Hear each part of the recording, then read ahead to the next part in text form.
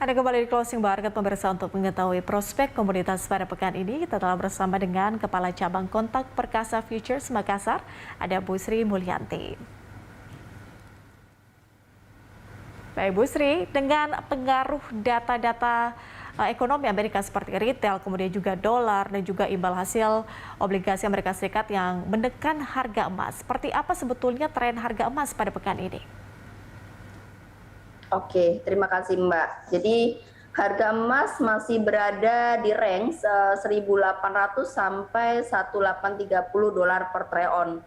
Di mana hari ini kita masuk minggu 3 bulan ini harga masih berada di atas level psikologi 1.800 dolar per troy ounce ya, dan juga harga belum mampu menembus level resisten 1.831 dolar per troy ounce yang jadi harga tertinggi terakhir 2 pekan lalu. Nah, jika pada pekan ini harga mampu menembus 1.835 dolar per troy ounce, maka harga akan terproyeksikan ke 1.900 dolar per troy ounce. Akan tetapi jika sebaliknya harga justru tembus harga bawah 1.794 dolar per troy ounce, maka harga akan terproyeksikan ke 1.784 dolar per troy ounce. Nah, data penjualan retail dan inflasi yang memang mempengaruhi pasar, di mana data inflasi Amerika di Desember naik 7% ya selama 12 bulan terakhir, sementara untuk penjualan retail justru turun 1,9% dalam 10 bulan terakhir. Nah, selain kedua sentimen ini Mbak, yang mempengaruhi pergerakan harga emas adalah dolar Amerika dan yield obligasi Amerika, di mana dolar Amerika mengalami tekanan jual yang berat sehingga memberikan ruang bagi kenaikan harga emas, sementara untuk yield obligasi menghentikan kenaikannya karena sudah mencetak rekor tertingginya, seperti itu Mbak. Oke, Bu Sri, kalau misalnya kita melihat pergerakannya begitu ya, ini kan juga jelang Imlek nih Bu. Bagaimana kemudian Anda merekomendasikan emas jelang Imlek ini? Oke, menjelang Imlek harga emas justru berpotensi naik ya Mbak, karena permintaan emas yang tinggi di Tiongkok ya menyambut perayaan Imlek. Selain itu tingkat inflasi yang tinggi yang kita lihat sehingga menekan mata uang dolar, dan ini akan mengancam pertumbuhan ekonomi di negara paman Sam dan sekitarnya. Alhasil investor cenderung akan memburu emas sebagai aset lindung nilai, seperti itu. Oke, bagaimana dengan komoditas seperti CPO, Bu? Dengan adanya keterbatasan pasokan, kemudian juga dengan gejolak harganya, bagaimana Anda merekomendasikan CPO?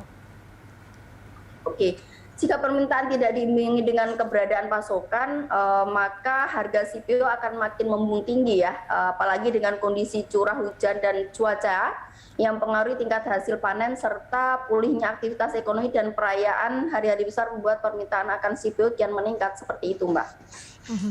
Bagaimana dengan komoditas seperti kakao dan juga kopi Bu? Jika dibandingkan di tahun 2021 pergerakannya seperti apa sebetulnya polanya? Bagaimana kemudian Anda melihat prospek dan juga rekomendasi untuk kakao dan juga kopi?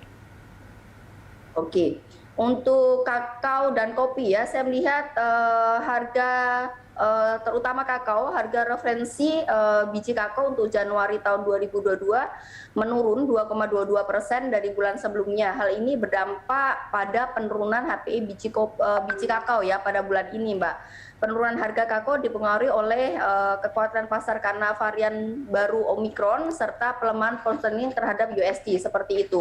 Nah, untuk kopi sendiri saya melihat karena ini ekonomi sudah mulai memulih, permintaan kopi juga sudah mulai tinggi ya. Cuman yang harus kita garis bawahi adalah curah hujan ya yang makin tinggi ini akan mempengaruhi pasokan kopi, pasti akan menurun karena gagal panen di beberapa negara penghasil kopi, seperti itu. Nah, saya melihat untuk tahun ini kopi kemungkinan besar kalau misalnya Omicron ini makin meningkat, permintaan kopi mungkin agak menurun seperti itu dibandingkan mungkin tahun-tahun sebelumnya, seperti itu Mbak.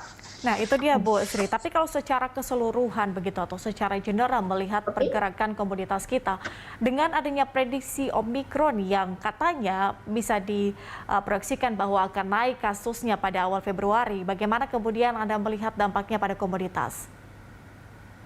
Oke, jika COVID Omicron meningkat harga komoditas, saya melihat membumbung tinggi ya, bisa kemudian naik kembali. Terutama komoditas minyak mentah, Mbak, batu bara, mineral logam, dan kalau komoditas pertanian yang saya lihat bahwa yang berpotensi dia naik tinggi adalah CPO seperti itu, Mbak. Mhm. Oke.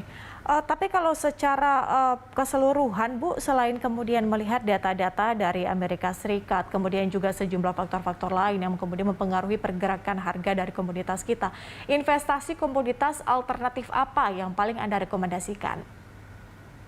Oke, untuk rekomendasi saya, kalau saya sih melihatnya komoditas emas ya. Karena dengan kondisi ekonomi dunia yang tidak menentu seperti sekarang ini, investor akan cenderung melihat emas sebagai investasi sarana lindung.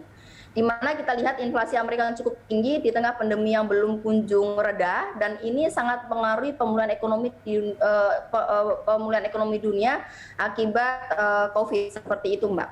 Tapi ada kemungkinan akan rekor mungkin, Bu, harganya di tahun ini?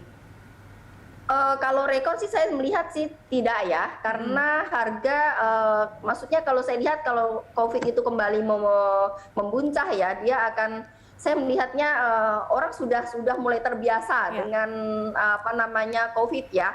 Jadi kalau dia potensinya saya lihat naik, tapi kenaikannya terbatas seperti itu, karena tetap ekonomi dia akan tetap berjalan seperti itu, Mbak. Oke, naik tapi tetap terbatas. Baik, Bu Sri, terima kasih atas informasi dan juga analisis dari Anda. Salam sehat. Pemirsa, demikian Sri Mulyanti, Kepala Cabang Kontak Perkasa Futures, Makassar. Dan sampai di sini.